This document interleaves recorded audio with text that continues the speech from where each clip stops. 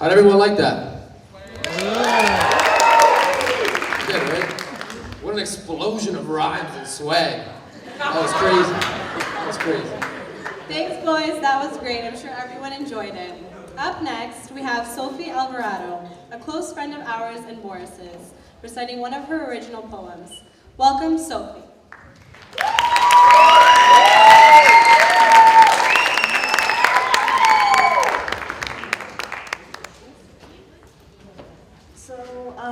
This poem that I wrote it 4 days after Boris passed away, and I can definitely say it was an experience that changed my life. It had a really big impact, and I can see that how it changed everyone else's life, kind of changed my view on a lot of things. So this poem is called Forever Young. Why did his life have to be taken away? This is an unfair price for the people who loved him to pay. But we know how Boris was and how he touched our hearts. Never will his loving memory depart. Everyone had a moment. They can keep it to themselves or share. But there was one thing Boris did, and that was simply care. Care for those he barely knew, or those he's known all his life. A boy who never grew old, or had a career, or had a wife. But he had family and friends too. Something that by Boris C's laws was always true. I'm sure we all miss his joyful slurs, his silliness, him spitting a verse, him making a girl feel right as rain, him making his boys forget and laugh away their pain. But by God, Boris was an angel on this planet for all of us to see, how to simply love one another. I'm sure right now, that's what he wants us to be. I know I speak for all when I say that this great loss will never go away. But all of us will have our day after deep contemplation. What happened to Boris was a way to learn a serious lesson. Keep those special to you close, to be safe, to have faith. I still do. I don't believe God ever went away. Boris is watching us, loving us every bit of every day. He can never ever fade away. So a moment please for Boris Cikovic, who we've all grown to love. He will wait for each of us, being forever young. Welcome, Pavla, Milan, and Nick.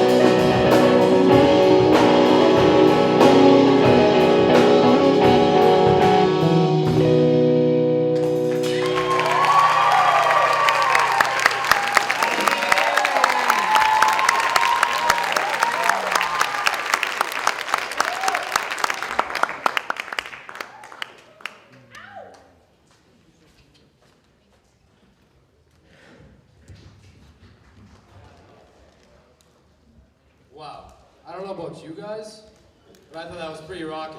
Oh yeah. What a great amount of talent we have here tonight. Good job, boys. Alright, so up next we have our friend Nathan Azzapardi reciting his second poem. So give him a warm welcome.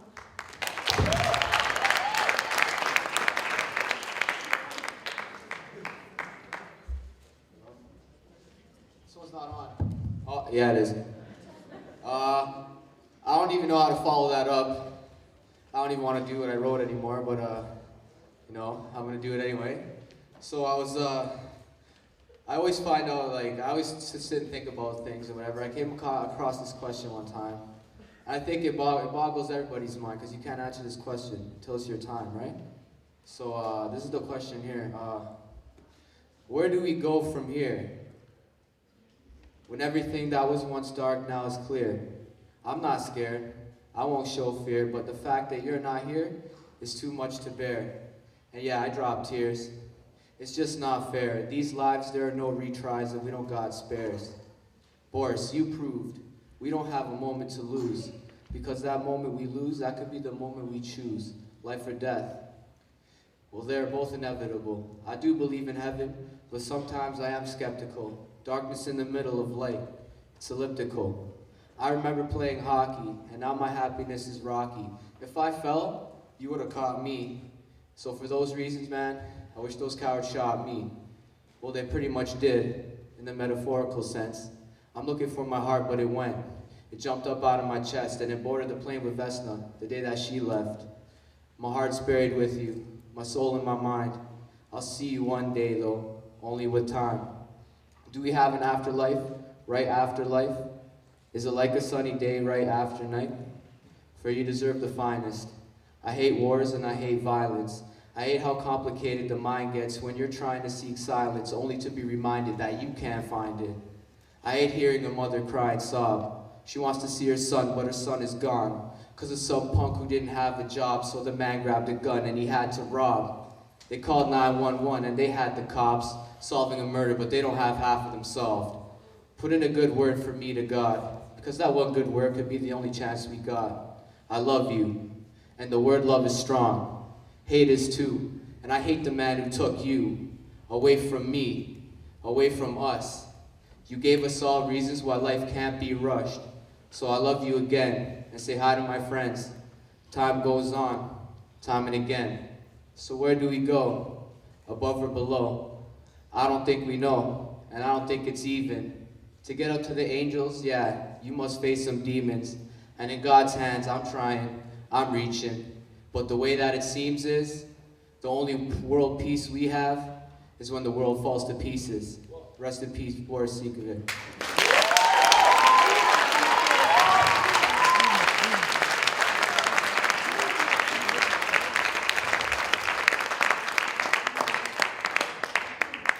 Thanks again, Nathan, for sharing your poetry with everyone here tonight. Up next, we have Boris's Metaphor, written and performed by Worker and Parasite. This song was written shortly after we lost Boris, and it portrays the immense sadness and anger many of his friends dealt with in the time after his passing. So please put your hands together for our friends, Axel, Berta, Nick, and Milan, and their band, Worker and Parasite.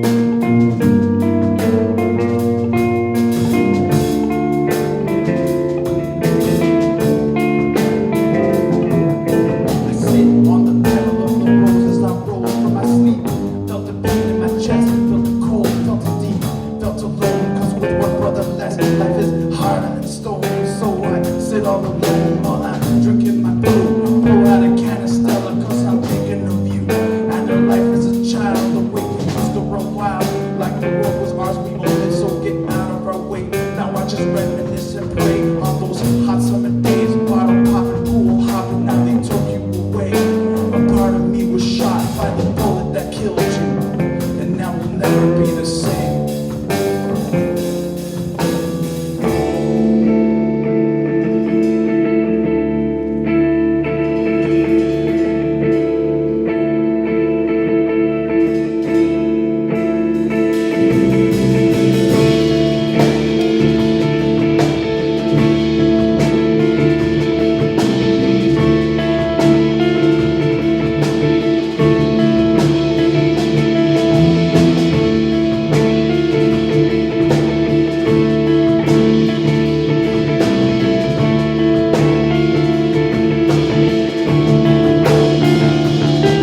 There's no flame in my eyes. The streets have gotten colder since the day a mother's tear ran down on my shoulder. And I never hope for death. That's too good for the servant. That's too good for the coward, the scum that took my friend. I hope that he rots with his mind and his soul with this guilt and this hole that he filled. Hope he thinks on the days that he couldn't think much further. Hope he chokes on the ways that a child became a murderer. So show me, you coward. Try your best to stab me, cause my boy's in heaven now, and I know that he has me, and he'd never leave a brother dying of pride over another fucking day, cause I'm ready to die.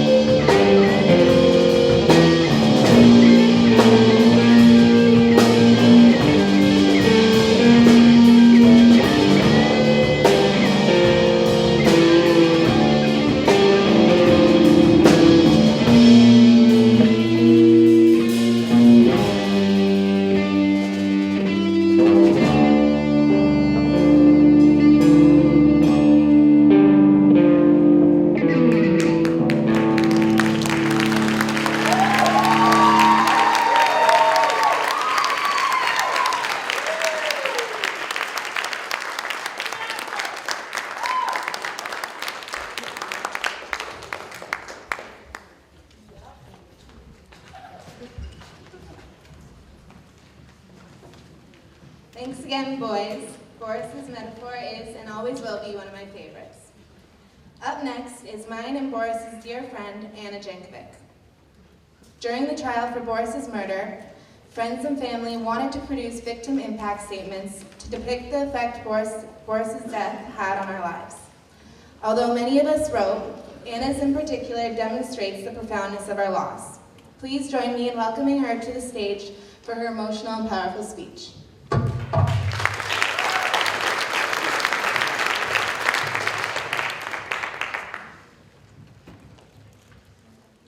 The very idea of writing a victim impact statement is unimaginable. To have to express your feelings for someone you loved, who meant everything to you, was taken so suddenly, and put it into words for someone else to understand is impossible. To talk about it in past tense and relive the grieving process with words that only trivialize the reality of what it is like to witness the murder of your best friend. Boris was much more than a friend. He was a carefree and outgoing, free-spirited boy. He always put a smile on my face and made me want to be like him. I admired him for his ability to instantaneously make friends and his genuine charisma. He was obviously one of a kind. I met him in school in grade 6 and immediately knew I wanted to be his friend. Since then, we grew up together in our quiet neighborhood, La Rose, and spent most of our summer days together. We hung out after school and were worry-free. We went from spending birthdays together, class ski trips, playing games like soccer and Truth or Dare, to having our first drinks together, pool hopping, becoming romantically involved for a period, and eventually planning for university and going to the fair. When I ran away from home, he brought me to his house and made me lunch. When I wanted to go out, I convinced him to go, and I knew everyone would follow. When I needed someone, he was there and could always make me feel better. When I thought of Boris, they were always happy thoughts that made a huge part of my childhood. On the night he was murdered, naturally, I was there. The day is imprinted in my mind and has left an unforgettable emotional scar. October 3rd, 2008 was the day I lost my friend, the day I lost my childhood. We were only 17 years old in our last year of high school. It was just a regular Friday night, hanging out in the neighborhood, sharing some laughs, happy and carefree, and in just a moment, the next thing I knew, he was bleeding to death in front of me in the same park we spent so much of our childhood. I remember looking him in the eyes as he was looking back, not knowing it would be the last time I saw his face. I panicked and tried to stop the bleeding until the paramedics came and pushed me aside. I thought they could save him, and the thought of death hadn't even crossed my mind. I thought it was something that happened in movies, not in real life. Just an hour later, I remember that terrible phone call where I knew he was gone. Since then, nothing has been the same. It was as though my life had ended. I was in complete shock. It took so long to realize I would never see him again. I would have to go to school that Monday, where I would normally run into him in the hallway and go for lunch together, but he wouldn't be there. I wouldn't see his face or hear him laughing in the hall. The world as I had known it had stopped, but everything around me kept going. I couldn't focus on anything, but was supposed to go to school, sit in class, and do my assignments. For the first couple of days, the teachers let his closest friends out of class to make collages of Boris and talk to each other to ease the pain. But after a while, they expected us to function normally and get back into our routine school days, even though we weren't emotionally capable. It was a couple weeks before I went back to school. Even though I wasn't ready, I couldn't afford to miss any more classes, especially being in my last year of high school applying to university. I'd already fallen behind and had to take on extra assignments to try and raise my grades while going to night school. It was a massive amount of work to do in a short period of time, and I could barely function. My best friend had been murdered, and somehow I was supposed to sit through my grade 12 law class surrounded by laughing kids. I felt isolated and forgot how to laugh. I drifted away from my former friends and didn't know how to cope with all the feelings surrounding Boris's death and constant depression. Didn't know who to talk to and had to find a way of coping. I'd start crying in the middle of class and have to excuse myself. I started binge drinking excessively and was damaging my health as a coping mechanism. At 17, I should have been concerned with what I want to do with my life, getting good grades, and which boys are cute. Instead, I'm battling a drinking problem, dealing with depression, concerned I won't graduate as a result of not being able to focus, and wondering why my friend was murdered. They say time heals all wounds. I used to believe that until Boris was killed. Though I may not cry every day as I used to, I still constantly relive that day and all the pain that followed. It was life-changing, and no amount of time can change that. The only thing time has given me is the chance to think about each day that passes that he is not with me. We could have been going to university together. I remember how proud he was the first time he grew 3 whiskers over his lip and bragged about his mustache growing skills. He was such a young boy, and I lost the chance to see him grow up and turn into a man. I continue to live on, but that part of me is missing. I continue to get older, but he will always stay 17. As time goes by, I'm forced to keep going, but can't help but think how life would be if he were still with us. What would he do with his life, how he would have developed, and how many people were robbed of never having known him. That's the true tragedy. Boris changed my life completely, and even though his death brings me such pain and sadness, I wouldn't trade it for having never known him. The experience I went through is not something a 17-year-old should have to deal with. At 17, I not only lost Boris, my childhood friend, but with him, I lost my innocence.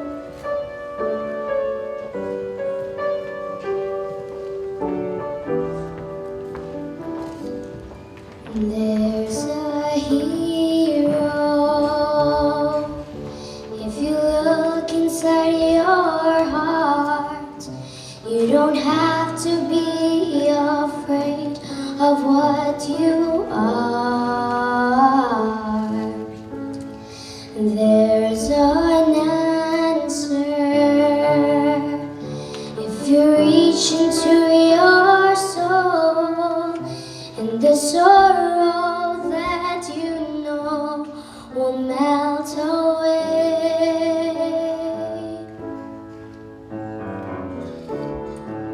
And then a hero comes along with the strength to carry on, and you cast your fears aside, and you know you can't survive.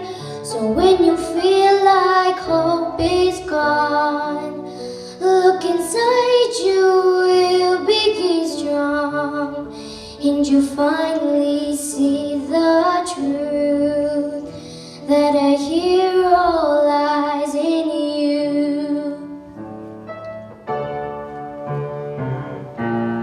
Lord knows dreams are hard to follow, but don't let anyone tear them away. Hold on, there will be tomorrow. In time, you'll find the way.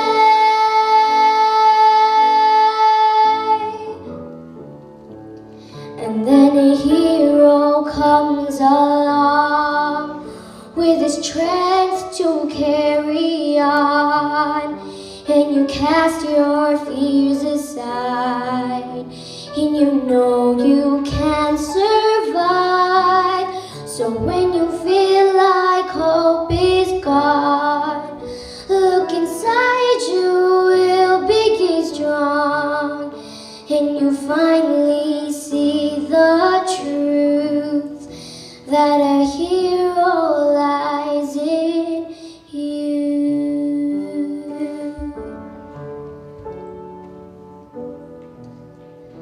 That a hero lies in you.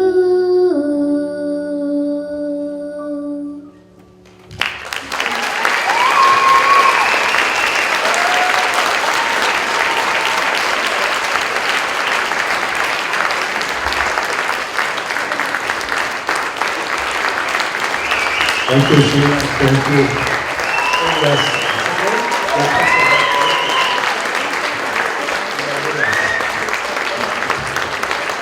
That microphone has to be turned on.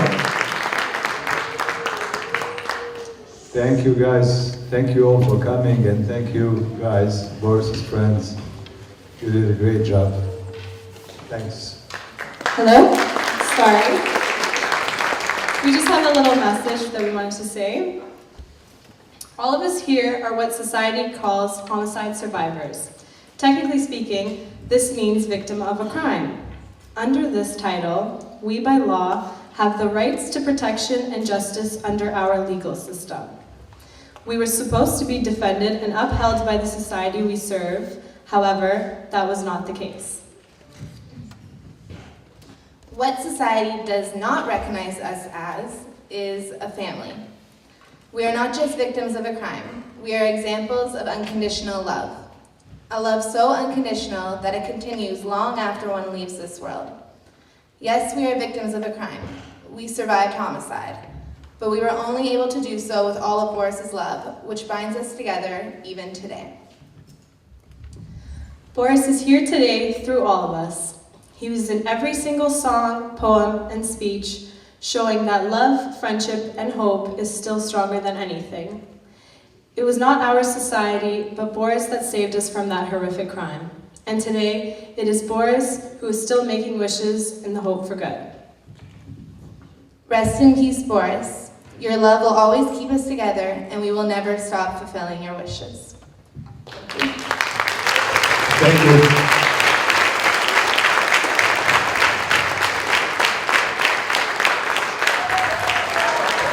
Bravo, bravo. Beautiful.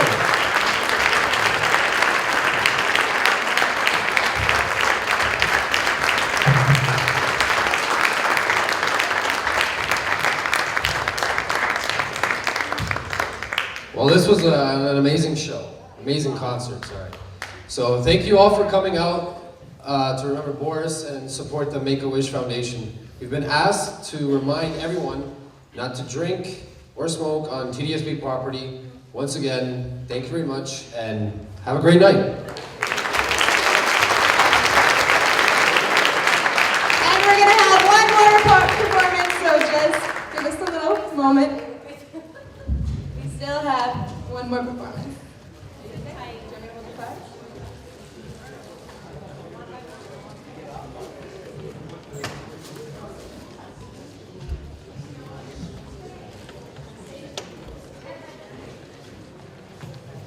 I believe in angels, something good in everything I see. I believe in angels, something good in everything I see. I'll cross the street.